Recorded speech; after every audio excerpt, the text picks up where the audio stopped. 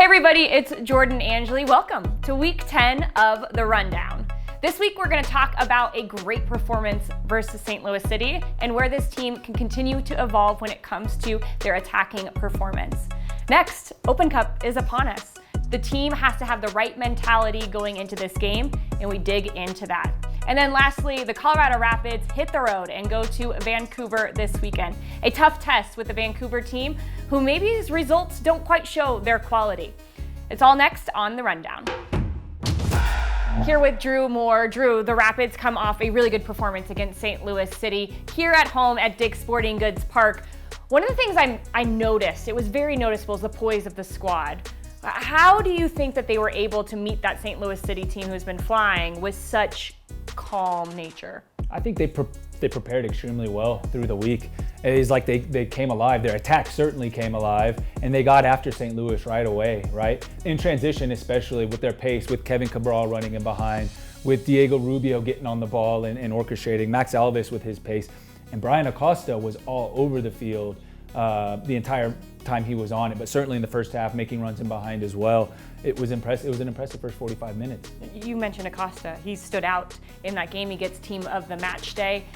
What was different about the way that he was playing than what we've seen of Brian Acosta in this first part of the season? Brian has so much energy. He's got so much range. His closing speed and his pace are impressive. But he was making a lot of runs in behind. It was like he was kind of playing in the number 10 position, maybe tilted towards the left side, and just causing St. Louis all sorts of problems. He's extremely good on the ball. He's got a wide range of passing, but the energy that he brought, the way he closes down the ball, and the confidence that he had running at pace was extremely impressive, and even got on the end of a couple opportunities as well. Yeah, he was nearly close. Well, the Rapids were nearly close on a number of times. It probably could have been 4-0 at halftime. They had 40 shot creating chances in this match, 14 more than they have had in any other game. That's according to FB Ref. So the squad looked dangerous in attack. What's going to be the difference here from taking those shot creating chances into goal scoring? That's a good question, and I think that's what the Rapids are trying to figure out, right? Who is going to score the goals? But when you get into these positions, when you have these opportunities, you have to put the ball away. And it's a good sign for the Rapids that they're getting into these positions, that they're creating these chances. Is it Diego Rubio? Is it Darren Yappy? We keep waiting for him to score his first goal, and we do feel like when he does get his first, there will be more that follow. But getting these opportunities is huge, and you just have to keep knocking on the door like we've talked about a bunch. And eventually they'll start going in. Yeah, I talked to Connor Ronan about that this week, about the performance against St. Louis City and what he thinks this team needs to do to evolve to that next level. Obviously we didn't get off to the best of starts, which is not the ideal way to start a season, but I think from them we've kind of gone back to basics a little bit, looked to kind of make everything a little bit more solid at the back, not concede as many goals and then kind of build from that. So I think that's gone well. I think the missing piece now is to start putting the ball in the net, getting them goals, and just I think the first game that we do it, we'll get 1 and then 2 and then 3, and then the confidence comes then.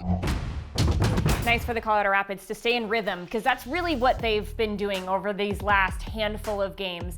To play a midweek game and then to go and play in Vancouver over the weekend. That's the third of their games this week. This Vancouver squad had a bye last week, so they're not quite in rhythm. This is a squad where maybe that's an advantage for the Colorado Rapids going into this game against Vancouver.